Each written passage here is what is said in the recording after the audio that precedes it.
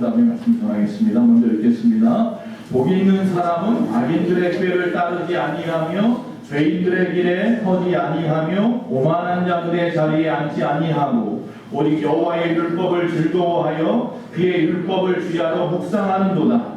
그는 시냇가에 심은 나무가 설을 따라 열매를 맺으며 그 잎사귀가 마르지 아니함 같으니 그가 하는 모든 일이 다 형통하리로다. 할렐루야. 예, 신앙의 구조조정. 이 말 정말 듣기 싫은 말이에요. 그렇죠? 직장 생활하시는 분들에게 있어서 이 말만큼 듣기 싫은 말이 어디 있어요? 자, 오늘 이 설교 제목에 구조조정 앞에 뭐가 붙어 있어요? 신앙이에요. 신앙. 우리의 신앙에도 좀 구조조정이 필요하다. 구조조정이 뭔가 제가 한번 찾아봤어요. 이렇게 되어 있어요. 구조조정은 이 경영 전략의 일종으로 첫째, 기업에서 성장성이 희박한 사업 분야를 축소하거나 배척하고 중복성이 있는 사업을 통폐합하는 일. 두 번째, 기업의 임원을 감축하는 일. 세 번째, 유휴, 부동산 등 자산을 처분하는 등. 그래서 결국은 기업의 분산을 빼는 구조 개혁 작업 이렇게 되어 있어요. 그러니까 기업을 살리겠다는 거죠. 기업을 살리기 위해서 이런 일들을 하는 거예요. 분산을 빼는 작업들을 하는 거예요. 그래서 가장 듣기 싫은 게 뭐예요? 두 번째죠. 인원 감축. 그래서 많은 사람들이 이럴 때 어쩔 수 없이 회사를 나가야 하는 사건들이 있죠. 옛날에 IMF까지 갈 것도 없어요. 요새도 다 그래요. 요새 이 구조조정에 대한 이야기들이 큰 이슈인데 인터넷을 한번 찾아봤어요. 구조조정이라는 단어를 찾아보고 밑에 댓글이 있더라고요. 그 인터넷 댓글에 이런 얘기들이 있어요. 뭐가 있나 봤더니 좀 적었는데 물가는 천정부지로 오르고 월급은 동결되면 사실상 가처분 소득은 마이너스다. 월급이 동결돼서 좋다 할 게 없는 게 물가가 올라서 마이너스라는 얘기죠. 또 특히 AI가 발달했죠. AI가 발달했다고 하니까 좋아하고 그냥 요새 핸드폰 그 비싼 걸 또 새로 바꾸느라고 정신 없잖아요. 근데 AI가 발달하면 할수록 화이트 칼라 직종은 종말을 나가는 겁니다. 또 IT 쪽 들리는 소문은 최근에 3개월 동안에 50개가 넘는 기업이 구조조정 중입니다. 동탄의 경제가 들썩들썩한다. 삼성전자 1인당 평균 연봉이 2천만 명도 삭감될 예상입니다.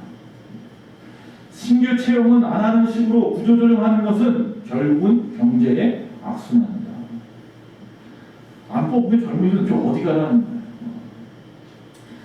자, 이런 이야기들이 여러분은 잘 모르시는지 모르겠지만 인터넷에 계속 나오고 있는 이야기. 수많은 사람들이 직간접적으로 이 문제 때문에 가정들이 파탄 가운데 이르고 어려운 가운데 있습니다. 자, 이런 구조조정, 세상은 이런 구조조정의 피바람, 칼날이 아주 서슬프게 갈고 있는데 그 모든 상황들, 그러나 우리는 정말로 우리 신앙인들은 어떻게 신앙생활하고 있습니까? 라고 지금 그 말씀을 좀 보려고 합니다.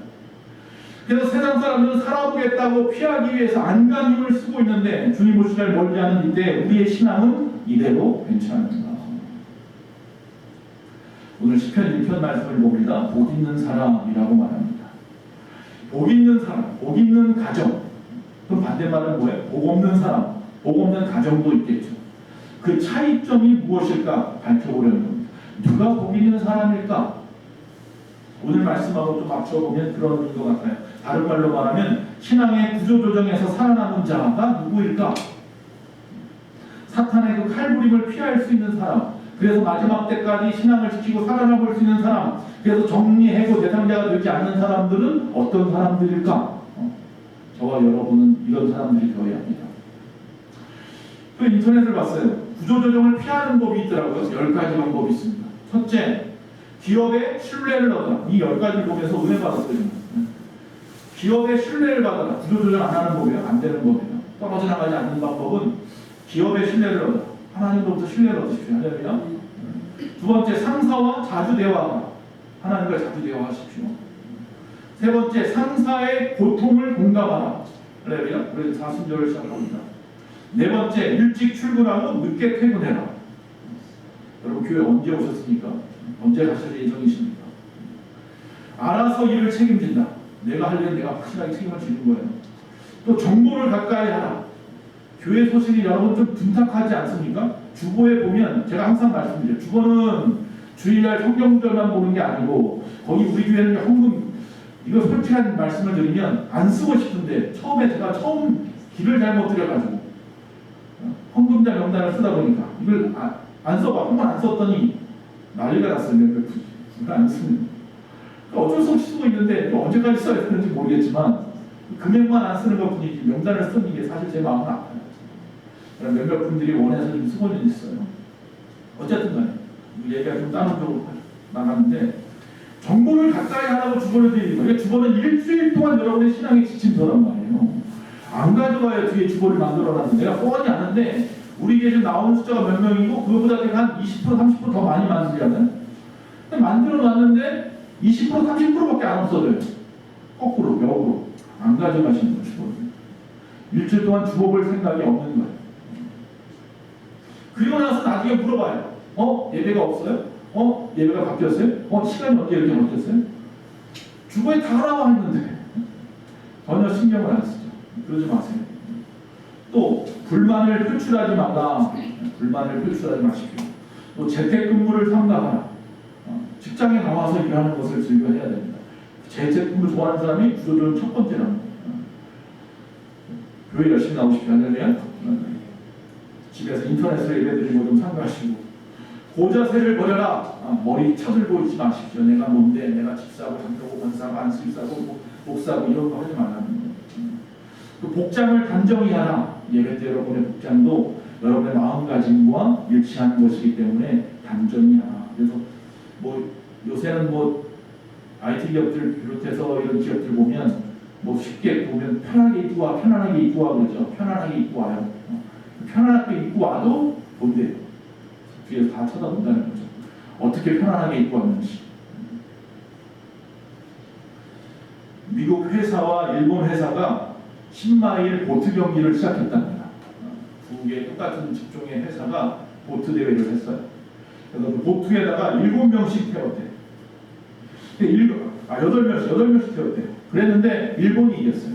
일본이 한 1마일이나 더 빨리 들어왔어요. 10마일을 달리는데 1마일이나 빨리 들어왔어요. 가만히 미국 사람들이 페이를 갖다가 원인을 분석하기 시작했어요. 그래서 분석가들을 고용해서 분석한 결과가 있어요. 첫째, 일본 측에서는 한 사람이 감독을 하고 7사람이 노를 저었다. 그런데 미국 기업은 7사람이 감독을 하고 한 사람만 노를 저었다. 이렇게 되어 있어요. 그래서 미국이 즉각적으로 구조조정에 나섰어요. 그래서 어떻게 바꿨느냐 하면 그래야해서 바꾼 것이 결과가 뭐냐면 우리도 역시 마찬가지로 감독은 1명만 세우고 대신 운영 컨설턴트를 6명 세우고 노를 잡은 선수는 그대로 1명만 세운다라는 거였어요. 어떻게 됐겠어요? 오히려 2마일이나 뒤처지게 쳤어요. 그래서 미국에서 어떻게 하느냐 하면 미국에서 그 즉시로 그 노를 잡았던 사람만 잘랐대요. 이게 아주 좀 비꼬는 이야기고 그렇지만 우리네 생각이 그렇다. 잘못된 구조조정을 하고 있어요. 잘못된 모습으로 나의 신앙을 고쳐보겠다고 하고 있다는 거예요. 올바른 구조조정이 필요합니다. 그래서 오늘 이 시편은요 정확하게 아주 올바르게 신앙의 구조조정을 하는 법을 가르쳐주고 있습니다. 즉 이 시대에 이 사탄의 칼부림을 피할 수 있는 사람은 어떤 사람인지 정확하게 가르쳐주고 있어요. 앞에서 구조조정 피하는 법 10가지 말씀드렸는데 그것은 이제 자세한 구체적인 내용이라면 큰 내용은 2가지만 좀 지키십시오. 첫째는 뭐냐면 바른 가치관을 가진 사람이 되십시오. 가치관이 올바라야 됩니다.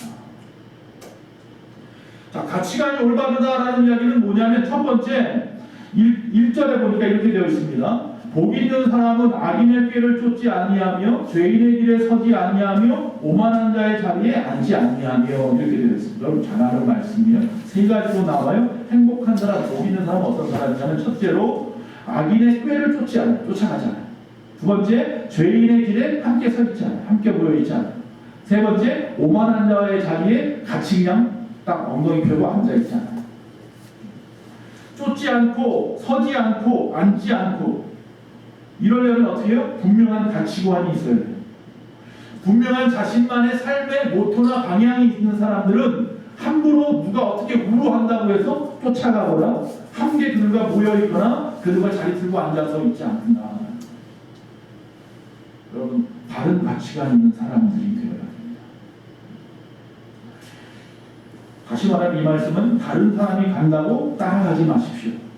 친구들이 하자고 한다고 함께 하지 마십시오. 이웃이 꿰인다고 해서 넘어가지 마십시오. 할렐루야. 기업도 마찬가지예요. 이사의 생활 삶도 마찬가지고 우리의 신앙도 마찬가지예요.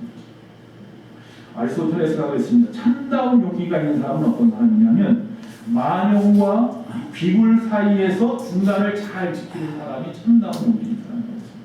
만용을 부려서도 안 되고 비굴해져도 안 되고 그 중용을 잘 지키는 사람.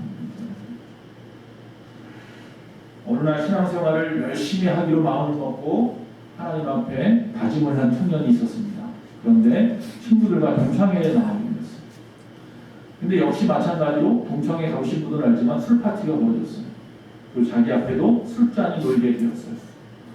안 마시고 그냥 넘어가고 또 넘어가고 있다 보니까 옆에 있는 친구들이 눈치를 채고 계속 옆에서 쪼입니다. 마셔.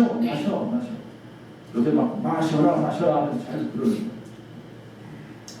야 임마, 너만 예수 믿냐? 나도 예수 믿어. 마셔. 뭐 이런 아이도 있고 이런 청년도 있고. 야 술 한잔 못하는 게 그게 쫄짱무지 하면서 사람을 갖다 자존심 상하게 하는 사람도 있고. 야 남들 다 마시는 술인데 너 혼자 안 마신다고 세상이 바뀌냐? 이런 사람도 있고. 야 술은 인류의 적이잖아. 그러니까 빨리 마셔서 없애버려야지 라고 하는 사람도 있어요. 그 청년이 생각해 보았습니다. 남들이 다 먹는 것을 따라 먹는 것이 용기일까? 아니면 남들이 다 마시는 것이라도 안 마시는 것이 용기일까? 그리고 시편 1편을 떠올렸답니다. 다시 읽습니다. 행복한 사람은 악인의 꾀를 쫓지 않습니다. 죄인의 길에 서지 않습니다. 오만한 자의 자리에 앉지 않습니다. 그래서 그 청년은 말씀 속에서 자기가 가야 할 길과 서야 할 자리, 있어야 할 곳에 대한 가치관을 재발견하게 되고 그 자리를 일어섰다고 합니다. 우리들의 문제는 뭐냐 하면 너무나 집단 행동에 세뇌되어 있다는 거예요. 군중 심리에 밀려다니고 혼자 외톨이 될까봐 두려워한다는 거예요. 그것이 지옥가의 죄라고 하더라도 남들이 다 아는 거니까 세상 다 그렇게 사니까 그러면서 따라가고 답습한다는 거예요. 예전에 박정희 대통령 때에 쿠데타를 일으키고 그리고 난 다음에 매번 구호가 뭐였냐면 부정부패 불법 추방운동이었어요. 명분을 쌓기 위한 거였죠.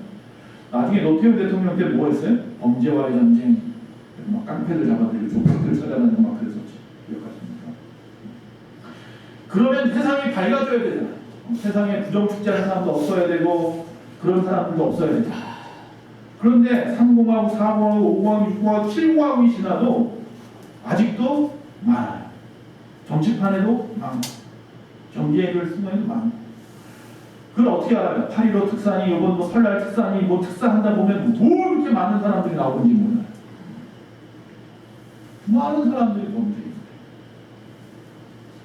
서야 할 자리, 앉아야 할 자리, 내가 있어야 할 자리, 그 가치관이 몰락했기 때문인 거예요. 아무리 소리만 질러도 되지 않아요. 어느 날 아버지와 아들이 차를 타고 갑니다. 그러다가 아들을 갖다 데리고 가니까 열심히 걷는 거예요. 아들이 학교도 됐다고 막 그러니까 막 달리다가 빨간불이 들어왔는데도 지나갔어요. 그랬더니 아들이 옆에서 아빠 빨간불인데 막 그러는 거예요. 그러니까 야 급하니까 괜찮아. 그리고 갔어요. 그리고 애를 갖다 학교 앞에 정확한 시간에 맞춰서 내려줬어요. 애를 딱 내려줬더니 애가 길 건너편에 학교로 들어가는데 빨간불인데 횡단불을 막 뛰어가는 거예요. 깜짝 놀라가지고 아버지가 뛰쳐나와서 걔를 딱 잡더니 야 너 뭐 하는 거야 빨간불인데. 그러니까 아이가 뭐라고 그랬을까요? 급하니까 괜찮아. 그러더라고요. 여러분 너무 자녀들을 주의 교양과 훈계로 가르쳐야 되는데 세상 방법으로 가르치고 있지 않느냐. 아이들은 부모를 보고 자랍니다. 오늘 보이고 바로 가르쳐야 한다는 겁니다. 한국 소비자 보호원에서 유치원 학부모 500명을 대상으로 조사한 결과입니다. 이 결과는 20년 전과 지금 두 가지가 있는데 똑같아요.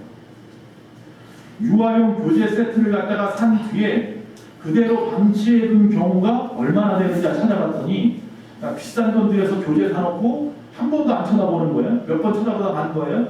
그게 51.6%라는 거예요. 학부모 중에서. 자식을 위해서 비싼 거 돈 들여서 유아용품 교재를 샀는데 51.6%가 제대로 사용도 안 해보고 그냥 한쪽에다가 먼지만 쌓아놓고 있잖아요. 근데 20년 전에는 뭐였는지 아세요? 우리 집에도 있었어요. 큰 맘 먹고 어려울 때 그 큰 맘 먹고 산 거예요. 우리 사모가. 전 이걸 왜 샀나 했는데 결국 얼마 쓰지 못하고 딴 사람 줘버렸는데 가베라는 게 있어요. 가베. 아세요? 별게 다 있더라고요. 뭐 여러 가지 도형으로 생긴 거에 점선, 면 뭐 이런 거 가르친다고 나무로 된 건데 동그란 거, 네모난 거, 길다란 거, 소뭉치가 털뭉치도 있고 뭐 여러 가지가 들어있어요. 그게 지금 보니까 얼마나 가지 30만 원이 넘어요 지금 세트가. 근데 안 갖고 놀아요. 엄마가 억지로 같이 놀아줘야 몇 번 놀다가 말아버려요. 요새는 뭔지 아세요? 히즈탭이. 히즈탭이 뭔가 그랬더니 탭 있잖아요. 컴퓨터. 그거예요. 그런데 가격이 보니까 똑같아 두 개가. 인터넷에 보니까 옛날 가베값하고 히즈탭이 똑같아요. 그것도 역시 마찬가지로 얼마 갖다가 안 놀고요. 만화만 못하는 거예요. 왜 이런 얘기를 합니까? 훌륭한 교재나 학교 교육만 가지고는 자녀를 바르게 키운다는 건 착각입니다. 결국 부모가 어떤 가치관을 가지고 살아가는지 돈을 벌여야 그 자녀가 바르게 성장하는 겁니다. 공부는 좀 못해도 상관없어요. 여러분 살아보니까 알잖아요. 살아보니까 물론 공부 정말 잘해서 의대도 가고 뭐 변호사도 되고 판검사도 되면 좋겠지만 그렇지 않은 대부분의 많은 사람들은 공부 잘하고 못하고의 문제가 아니라 어떤 마음가짐을 가지고 살아가느냐의 차이인 거예요. 악인의 꾀를 따르며 살아가는지 아니면 그 유혹을 멀리하고 떨쳐버리며 살아가는지 죄인의 길에 함께 서 있거나 그러지 않냐고 의인들과 함께 있는지 오만한 자의 자리에 있지 않고 겸손한 자의 자리에 앉아 있는지. 여러분 길이 아니면 가지 말아야 합니다. 음식이 아니면 먹지 마십시오. 피우지도 마십시오. 필요 없는 것은 손대지 마십시오.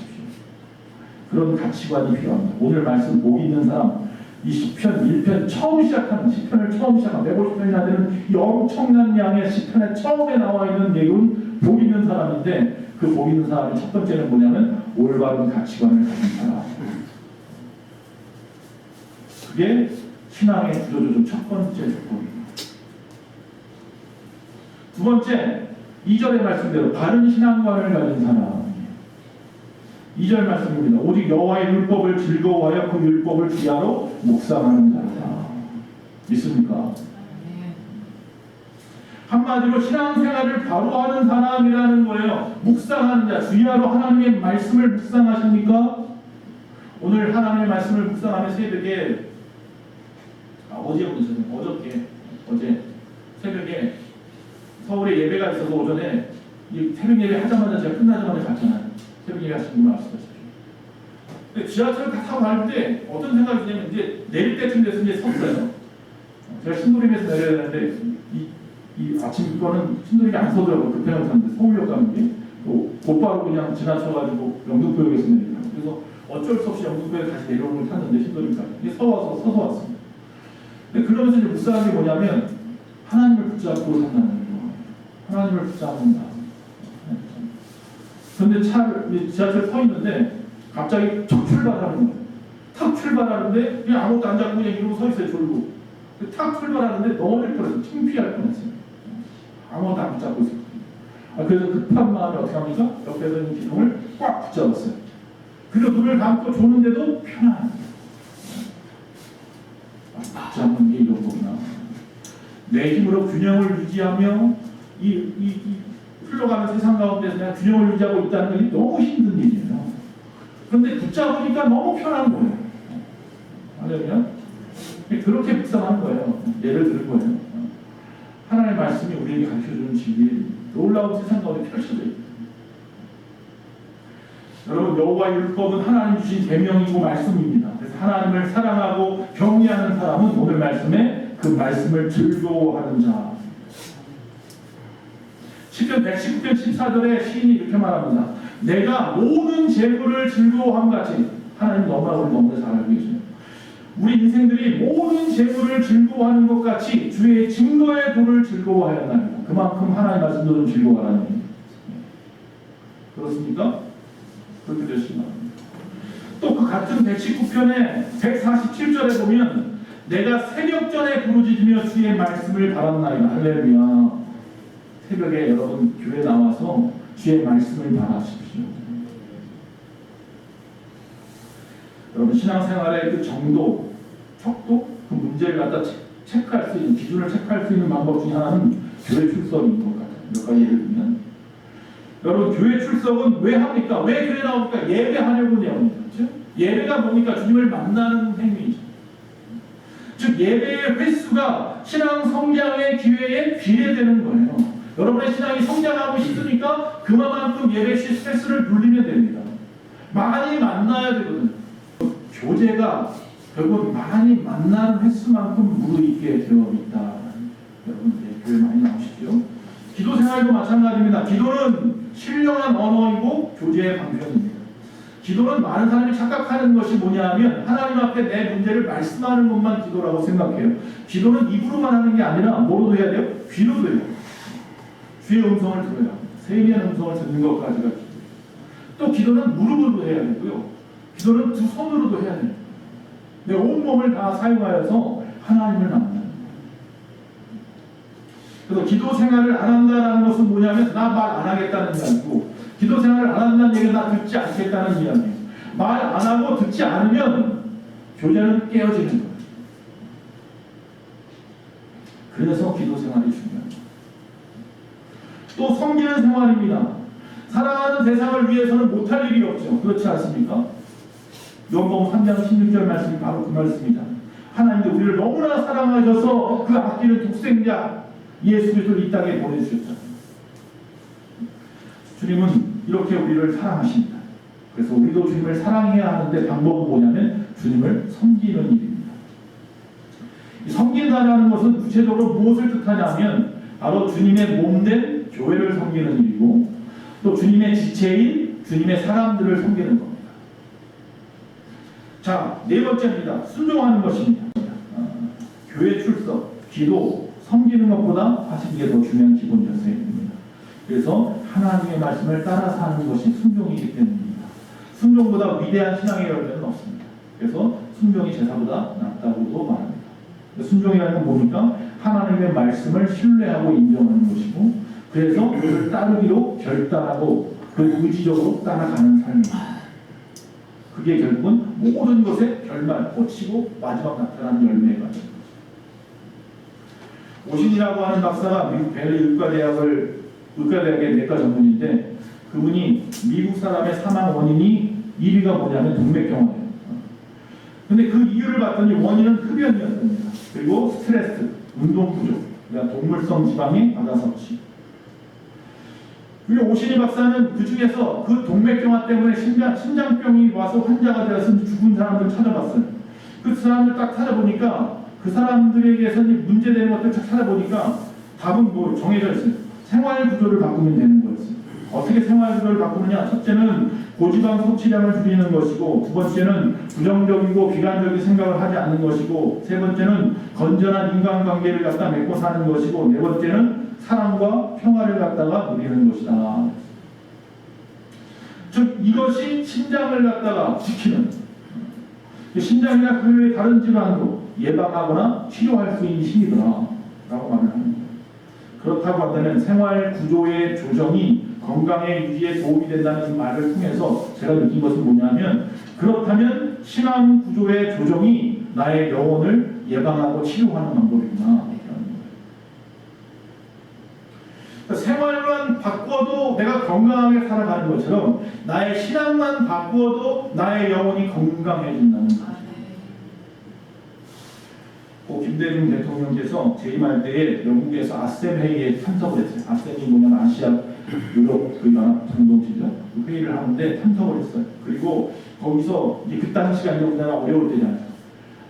IMF 후보하고 그러잖아요. 그래서 한국 경제 위기 해결을 위해서 각국의 그 국가 총리나 대통령들 모임에서 한국에 투자 좀 해달라고 비즈니스를 하는 거예요. 투자 좀 해달라. 그 많은 사람들이 당신들의 그 끈기 노력을 우리가 높이 시사해서 해주겠습니다.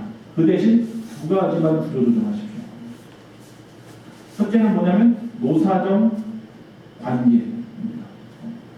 노사정이 무엇이든지 합의하는 일을 잘할 수 있도록, 합의를 잘할 수 있도록 그 일을 갖다 추천하십니다. 그 부분을 구조조정을 바뀌고, 두 번째는 노동운동에 대한 변화라고 말했습니다. 그래서 뭐라고 말하냐면 귀국의 노동운동은 전투적이고 공격적인데 우리가 거액을 투자했다가 전투적인 노동운동이 일어나면 우리는 그대로 손을 들고 물러나야 합니다. 그 점을 책임질 수 있는 제도적인 장치를 해주십시오. 그러면 얼마든지 투자하겠습니다. 그리고 구조조정하면 하겠다는 거예요. 여러분, 우리도 마찬가지입니다. 이 구조조정할 부분이 우리 신앙의 생활에서 따라서 다릅니다. 각자의 신앙의 그 모습 속에 분명히 있습니다. 그 신앙의 부분에 너무나 많이 있습니다. 그 부분을 확실하게 해야 됩니다. 그러지 않으면, 즉 우리의 신앙의 구조조정이 있지 않으면 우리도 어느 순간에 사탄의 칼부림에 목이 잘려 남을지 모른다는 거예요. 하나님 중심의 구조를, 그 구조 조정 안에서 그 구조의 틀을 이탈하지 마십시오. 아무리 배가 고파도, 아무리 위태한 어떤 환경이 오더라도 그것만큼은 놓지 마십시오. 그게 중요합니다. 앞에서 말한 예배 출석이니 기도 생활이라든지 섬기는 생활이라든지 순종하는 생활이라든지 그거는 놓지 마십시오. 그건 가지고 가십시오. 끝까지 가지고 가십시오. 자, 그러면 구조조정에 살아남기만 하는 줄 아세요? 3절에 보니까 복이 있는 사람이라고 제가 오늘 말씀이 복이 있어요. 3절에 보면 첫째는 뭐예요? 시냇가에 심은 나무처럼 철을 따라 열매를 맺는데 할렐루야. 두 번째, 그 잎사귀가 마르지 아니한데. 세 번째로, 그가 하는 모든 일이 다 형통하리라. 할렐루야. 이런데도 여러분, 이거 본문의 약속이잖아요. 이 본문의 약속, 이거 놓치지 맙시다. 지금 잠깐 울더라도 영원히 웃는 쪽을 선택하시고, 지금 잠깐 가슴이 아프더라도 영원히 가슴 펴고 사는 삶을 선택하십시오. 지금 잠깐 어둡더라도 영원히 빛을 보는 그 삶을 선택하시고, 지금 잠깐 고통스럽더라도 영원히 행복한 사람이 되시기를 간절히 바랍니다. 그러기 위해서 하나님 중심으로 나의 삶의 신앙 구조 조정을 해야 됩니다. 지금 당장 바꿔야 합니다. 잊지 않게. 절대로 흔들리지 않고 절대로 넘어지지 않기 위해서 나의 신앙 이대로 괜찮은지, 두 가지 얘기했어요. 나의 가치관과 나의 신앙 이대로 괜찮은지 한번 돌아보시는 저와 여러분 되시기를 간절히 바랍니다. 찬송을 하나 부를 건데요. 마지막으로 여러분 많이 들었습니다. 전에도 말씀을 드렸어요. 이 찬송은 보헤퍼라고 하는 2차 대전 때 독일의 목사님께서 히틀러 암살 그 작전에서 실패하고 잡혀가서 결국 죽임을 당했는데 죽기 직전에 자기 약혼녀한테 보낸 시, 그 시를 가지고 찬양곡을